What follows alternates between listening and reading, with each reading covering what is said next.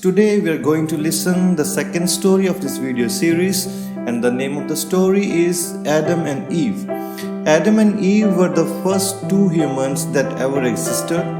They were the ones who committed the first sin and are the father and mother of all mankind. So our today's story is also from the book of Genesis chapter 2.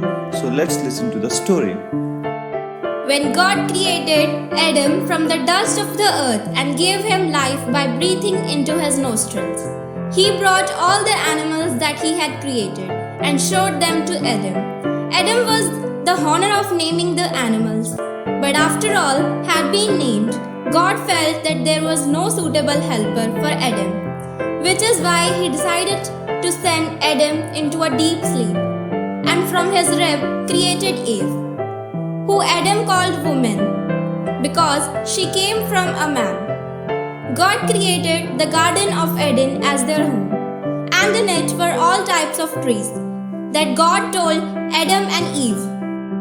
They were allowed to eat from all, except one, the tree of the knowledge of good and evil. One day, as Adam and Eve were in the garden, the serpent, which was the craftiest of all the creatures that God has made, tempted Eve into eating the fruit from his tree, and she shared it with her husband who was with her. Though they were forbidden to eat fruit from that tree, Adam and Eve ate, disobeying God and committing the first sin. But as God is just, he had no choice but to banish them from the garden. He told them that because they sinned, they would have no suffer the consequences.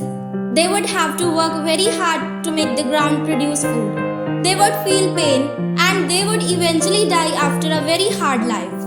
So my dear friends, moral of the story is never disobey God's commands as they exist to protect you from sin. Thanks for listening. God bless you.